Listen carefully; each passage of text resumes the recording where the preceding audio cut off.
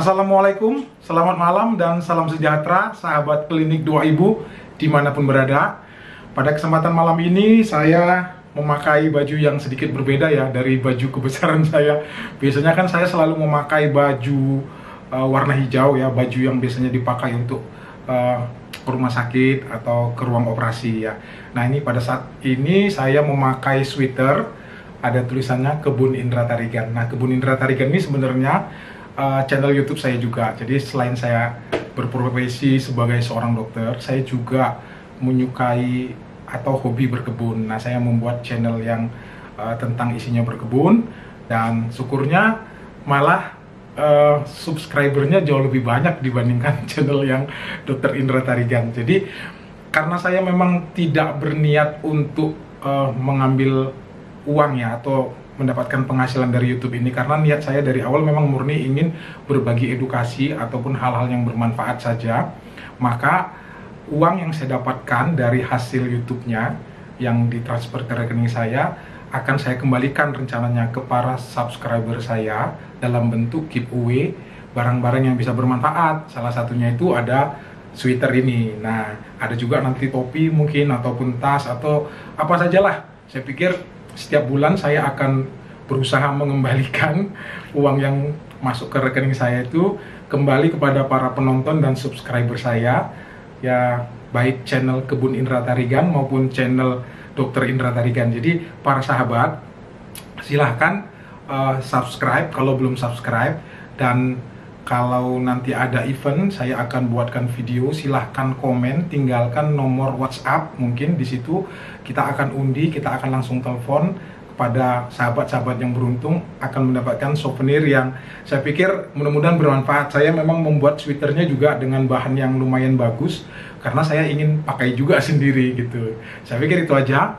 Nah, pada kesempatan malam ini saya ingin menerangkan tentang topik amankah berhubungan badan ketika sedang hamil.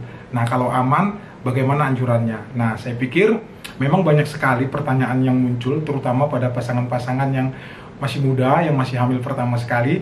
Apakah melakukan hubungan badan atau hubungan seks selama kehamilan itu aman? Nah, sebenarnya jawabannya adalah melakukan hubungan badan selama kehamilan relatif aman, tetapi memang ada beberapa hal yang harus dipahami dan dihindari jika terjadi pada pasangan. Nah, yang pertama sekali yang mungkin ingin saya jelaskan adalah tentang frekuensi.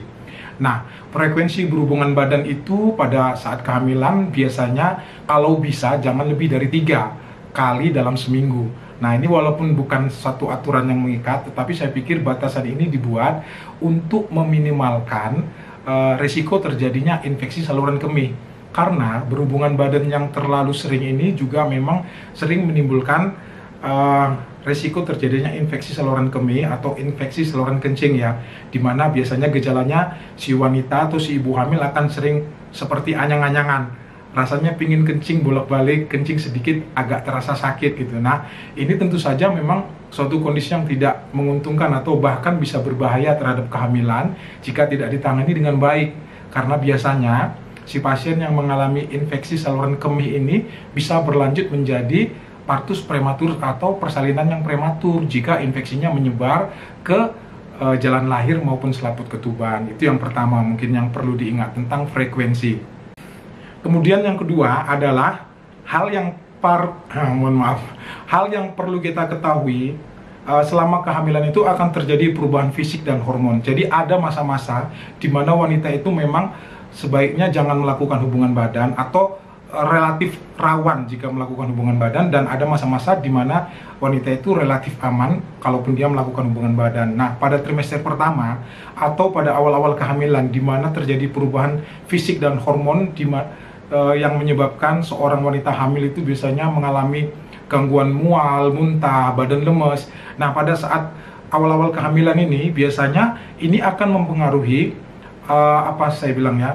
gairah seksual dari wanita hamil tersebut. Karena itu pada masa-masa seperti ini mungkin hubungan badan bisa dihindari karena memang selain memang si wanita biasanya tidak terlalu nyaman dengan melakukan hubungan badan karena kondisi fisik yang belum terlalu fit, hubungan badan juga dapat menyebabkan gangguan ancaman keguguran, terutama jika dilakukan dengan gerakan yang kuat ataupun terlalu keras ya oleh si suami. Jadi ini perlu diperhatikan. Kalaupun misalnya si wanita tidak mengalami gangguan keluhan mual, muntah, lemas, boleh-boleh saja melakukan hubungan badan selama memang tidak ada ancaman keguguran, misalnya tidak ada bercak-bercak darah, boleh melakukan. Tetapi anjurannya tetap jangan melakukan dengan gerakan yang kasar dan kuat. Ini yang pertama. Kemudian yang kedua, pada trimester kedua, di mana pada kehamilan 10 minggu ke atas biasanya, tubuh seorang ibu hamil itu biasanya sudah mulai bisa beradaptasi dan dia tidak terlalu mengalami gangguan mual, muntah, dan lemas lagi. Kemudian perubahan hormon juga akan menyebabkan pembengkakan pada area kewanitaan, misalnya klitoris dan vagina. Hal ini justru biasanya menyebabkan seorang wanita itu menjadi lebih gampang terangsang dan sensitif. Nah, pada saat inilah biasanya hubungan badan itu bisa dilakukan dan relatif aman sebenarnya. Nah, tetapi ya tetap saja sebaiknya jangan melakukan dengan gerakan yang kasar dan kuat. Nah, kemudian yang ketiga, pada trimester yang terakhir, di mana perut wanita biasanya semakin membesar dan keluhan-keluhan semakin memberat, biasanya mengalami sakit pinggang, kemudian mengalami sakit perut bagian bawah, kemudian sudah nggak nyaman biasanya. Nah, pada saat ini memang berhubungan badan mungkin bisa dikurangi, apalagi hubungan badan pada kehamilan trimester ketiga ini juga dapat memicu timbulnya kontraksi. Nah, kontraksi yang bisa menyebabkan persalinan sebelum waktunya. Saya pikir mungkin itu sih, tetapi memang yang paling utama dalam hal berhubungan badan ketika hamil ini adalah komunikasi sebenarnya. Nah, apa yang sudah saya jelaskan tadi sebenarnya itu bisa dikomunikasikan. Artinya seorang wanita itu atau si ibu yang hamil harusnya dia memang mengatakan apa yang membuat dia nyaman, posisi bagaimana agar dia menjadi lebih enak waktu berhubungan, atau ketika dia tidak menginginkan dia harus juga mengatakan secara terus terang. Komunikasi adalah kunci keberhasilan mempertahankan kepuasan seksual selama hamil. Saya pikir itu merupakan poin penting yang harus para sahabat ingat ya. Kemudian hal lain yang mungkin juga penting untuk para sahabat ketahui adalah tentang posisi yang dibolehkan dan tidak dibolehkan. Nah, ada satu posisi yang paling sering dilakukan oleh pasangan suami istri ketika melakukan hubungan badan, yaitu posisi misionaris, di mana si ibu telentang di bawah dan suaminya mendatangi si istri dari atas. Nah, posisi misionaris ini boleh dilakukan berhubungan ketika hamil, tetapi sebaiknya hanya dilakukan pada trimester awal, pada awal-awal kehamilan di mana perut si ibu belum terlalu besar. Kalau misalnya perut ibu semakin membesar pada trimester kedua dan ketiga, sebaiknya jangan melakukan hubungan badan dengan posisi misionaris, karena ini bukan saja tidak nyaman bagi si ibu, tetapi juga berbahaya. Nah, kemudian posisi yang kedua yang boleh dan memang dianjurkan adalah posisi woman on top. Nah, woman on top ini maksudnya adalah posisi di mana si wanita berada di atas. Nah, ini mungkin agak lebih menguntungkan karena memang si wanita bisa lebih mengontrol kedalaman, sudut, dan kenyamanan dia ketika melakukan hubungan badan. Kemudian posisi yang paling aman adalah yang dianjurkan adalah posisi spooning. Posisi spooning ini adalah posisi saling menyamping. Jadi misalnya si ibu tidur menyamping, misalnya menyamping miring ke kiri ya. Kemudian si suami mendatangi dari bagian belakang, posisinya menyamping juga, tidur juga. Nah, posisi ini dikatakan merupakan posisi yang lebih dianjurkan dan relatif aman pada ibu hamil, baik hamilnya masih muda maupun hamil yang sudah tua sekalipun. Nah, beberapa hal yang perlu diperhatikan dalam kaitannya berhubungan badan ketika melakukan hubungan ketika sedang hamil ini adalah seperti yang saya jelaskan tadi, komunikasi. Komunikasi merupakan hal yang sangat penting agar kepuasan seksual dapat tercapai tanpa harus membahayakan ibu dan bayinya. Itu yang pertama. Kemudian yang kedua, ada beberapa hal yang memang sebaiknya jangan dilakukan ketika kita melakukan hubungan badan, yaitu jangan melakukan oral seks.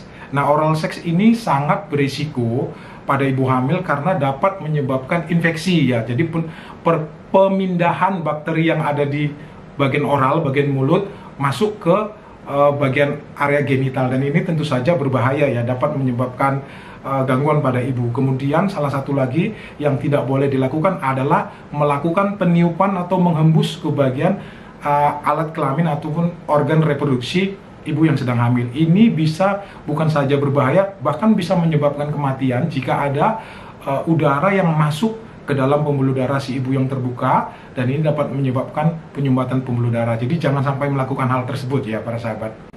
Kemudian ada juga beberapa kondisi di mana pasangan dilarang untuk melakukan hubungan badan jika terjadi ketuban yang merembes, ataupun misalnya adanya inkompetensi serviks ya. Inkompetensi serviks itu artinya mulut rahim itu memang dia lemah.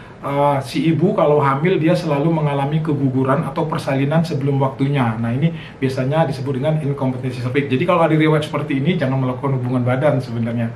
Kemudian jika dilakukan pelarangan oleh dokter yang melakukan pemeriksaan pada kondisi-kondisi misalnya plasenta yang atau ari-ari yang implantasinya letaknya di bawah, ini kita tidak boleh melakukan hubungan badan ya. Nah, karena itu bisa menyebabkan terjadinya perdarahan. Nah, beberapa kondisi penyakit juga misalnya seperti adanya penyakit kelamin herpes misalnya pada si suami, ini juga jangan sampai kita melakukan hubungan badan. Nah, karena itu saya pikir kalau kita ingin meyakinkan seberapa aman atau bolehkah kita melakukan hubungan badan pada waktu hamil, sebelum kita memutuskan, kita harus melakukan pemeriksaan dulu kepada dokter. Nah, saya pikir mungkin itu saja yang bisa saya sampaikan berkenaan dengan topik bolehkah, amankah berhubungan badan ketika sedang hamil. Nah, kalaupun di antara para sahabat ada yang masih kurang jelas dengan penjelasan saya, karena mungkin terburu-buru, saya takut durasinya terlalu panjang, silakan ditanyakan di kolom komentar, saya akan berusaha untuk menjawabnya ya. Kita bisa berdiskusi, dan kalau sahabat menganggap ada manfaat yang bisa diambil dari video ini, silahkan share video ini sebanyak-banyaknya, dan jangan lupa subscribe, karena mungkin nanti para sahabat salah satu yang beruntung mendapatkan souvenir dari channel Kebun Indra Tarigan ataupun Dokter Indra Tarigan ya, seperti sweater ini misalnya, ataupun banyak lagi gimmick-gimmick yang menarik, dan saya harap bermanfaat nanti bisa dipakai ya. Akhir kata saya akhiri video ini dengan ucapan terima kasih. Assalamualaikum warahmatullahi wabarakatuh.